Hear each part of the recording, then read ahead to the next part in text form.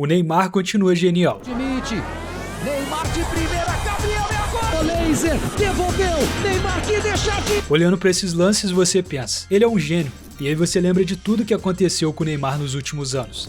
É inacreditável como você é criança, como você é infantil. As lesões, o pôquer, as polêmicas, as escolhas fora de campo, os problemas no Santos. E aí fica difícil entender como essas duas versões podem existir no mesmo jogador. Ele representa duas coisas que parecem incompatíveis. O futebol brasileiro dos anos 90 que a gente sente falta e tudo aquilo que o futebol moderno não gosta. Quando o Neymar apareceu no Santos, ninguém precisou explicar. Você simplesmente olhava. O drible, o cabelo, a paradinha, o gol driblando uma defesa inteira, a provocação, a dancinha, o jeito alegre de jogar. Lindo, vai pintar o golaço, tirou o goleiro!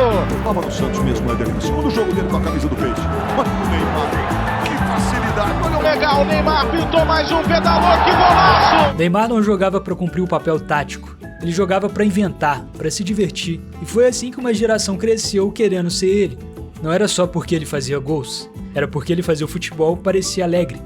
Só que existe um problema. O futebol moderno não gosta mais desse tipo de jogador. Hoje você quer intensidade, disciplina, rotina, nutrição, sono, recuperação. O jogador moderno precisa ser um atleta. E Neymar, bom, Neymar sempre quis ser o Neymar.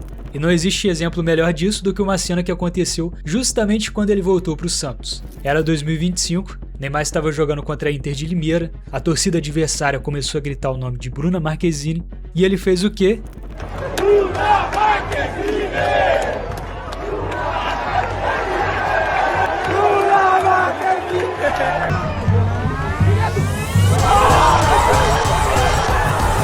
Pegou a bola no escanteio e marcou um gol olímpico. A torcida adversária fez questão de aplaudir. Aos 34 anos, depois de tudo, ele ainda quer voltar a jogar como quem se diverte em campo. A gente não pode esquecer de quando ele quis inventar a paradinha na falta. Não deu certo, mas e se tivesse? Será que veríamos uma repercussão mundial, assim como teve na paradinha dos pênaltis, e a FIFA de novo proibindo? Só que esse mesmo garoto que fazia o Brasil inteiro sorrir, começou a fazer muita gente perder a paciência.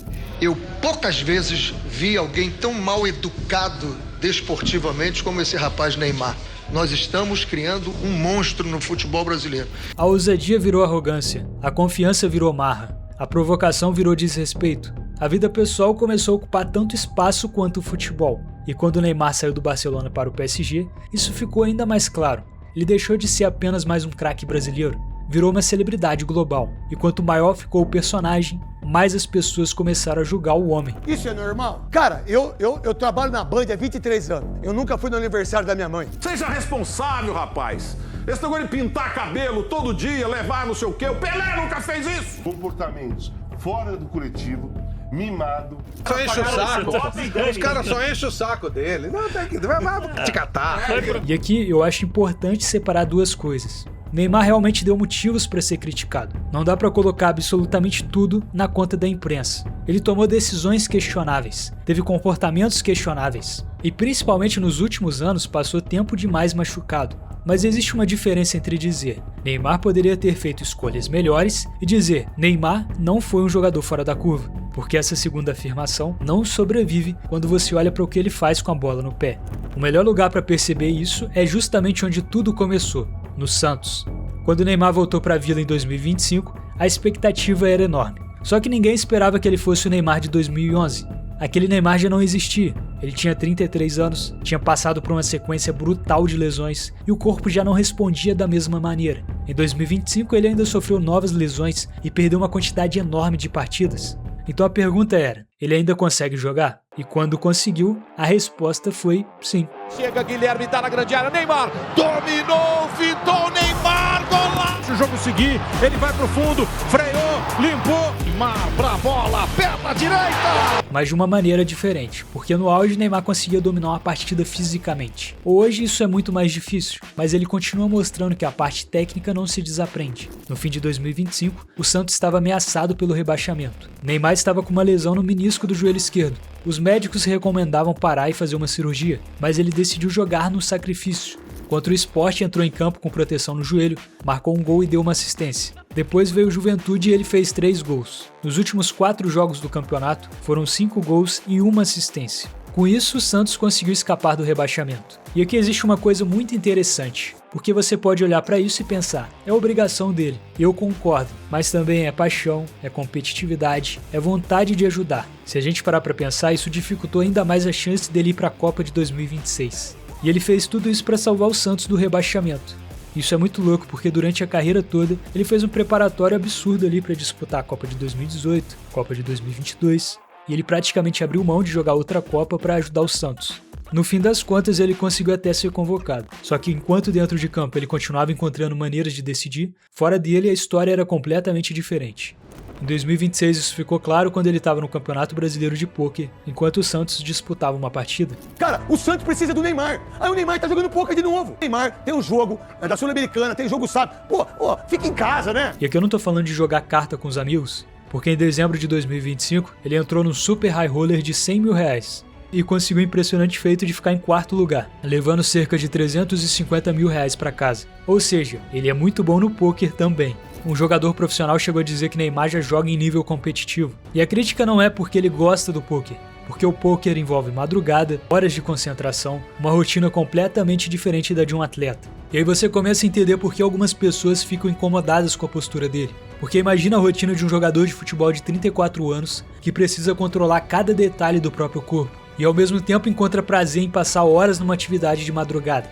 É uma escolha, isso é inegável. E é exatamente aqui que muita gente olha pro Neymar e pensa, cara, por que você não se preserva? Só que a melhor pergunta é outra. Por que Neymar precisa abrir mão disso? Porque essa é uma das coisas que eu acho que as pessoas esquecem. Neymar não quer viver o futebol 24 horas por dia? E falar isso em 2026 é quase um pecado, porque o Cristiano Ronaldo transformou a vida dele em um projeto de excelência. O Neymar não quis. Ele gosta de futebol e muito, mas também gosta de pôquer, de música, de festa, dos amigos, da família, de viver. E é justamente isso que faz algumas pessoas amarem o Neymar e outras simplesmente não suportarem. Porque o torcedor olha para um jogador de 34 anos, com um histórico enorme de lesões e pensa, você deveria estar fazendo de tudo para prolongar sua carreira.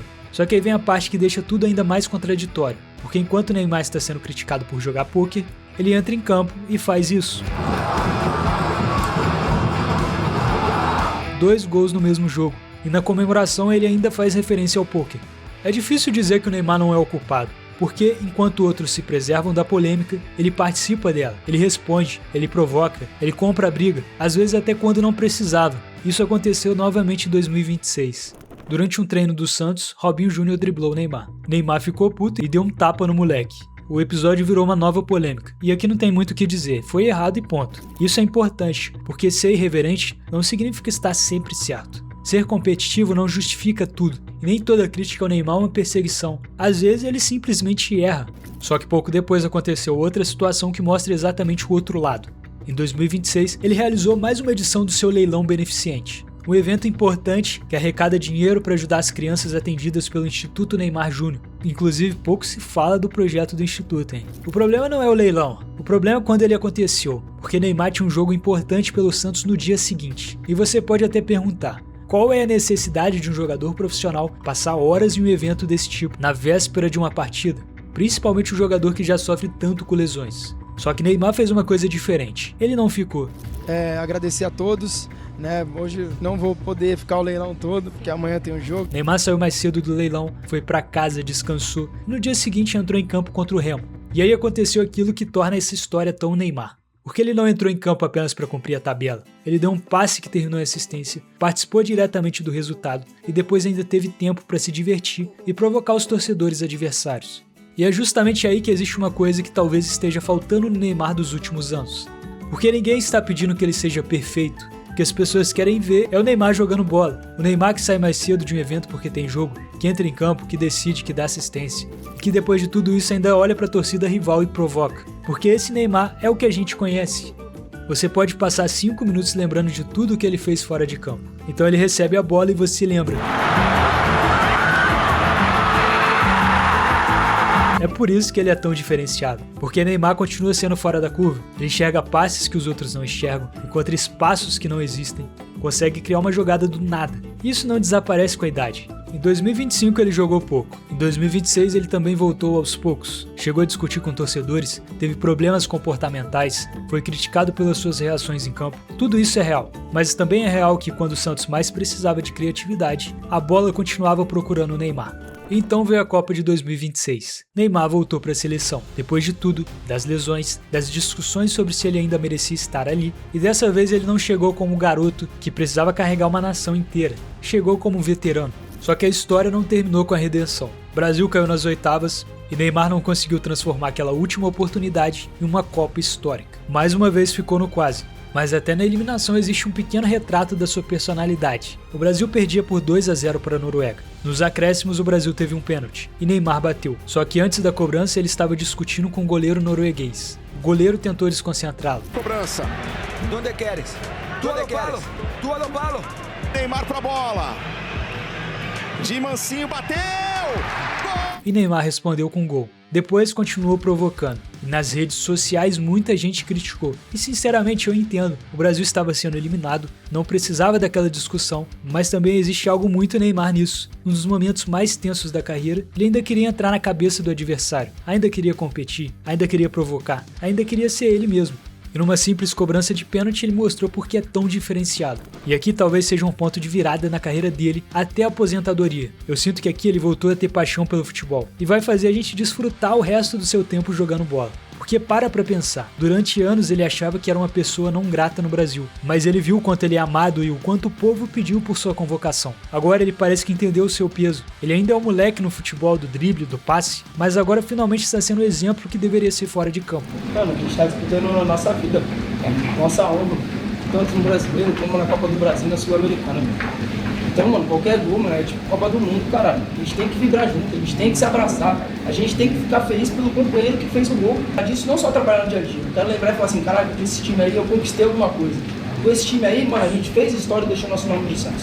Então é isso que eu quero pra nós, tá? Mas uma pergunta vai ficar pra sempre. Ele poderia ter sido ainda maior? Provavelmente. Se tivesse tomado decisões diferentes, se tivesse escolhido outro caminho depois do Barcelona, se tivesse levado algumas coisas mais a sério. Mas o talvez não apaga o que aconteceu, porque o jogador que existiu, existiu. E a real é que é impossível separar o Neymar genial do Neymar controverso, porque as duas coisas nasceram do mesmo lugar. Da vontade de jogar do jeito dele, da vontade de inventar, da vontade de provocar, de se divertir, de tentar uma coisa que ninguém estava esperando. Quem é que não quer ganhar? Caralho, só depende de nós, mano. Então, mano, os caras de fora não podem nem falar isso de nós. Eles podem falar que a gente tá jogando mal, isso, aquilo, mas falar que a gente não corre um pelo outro, que a gente não dá a vida pelo outro. What year are you from?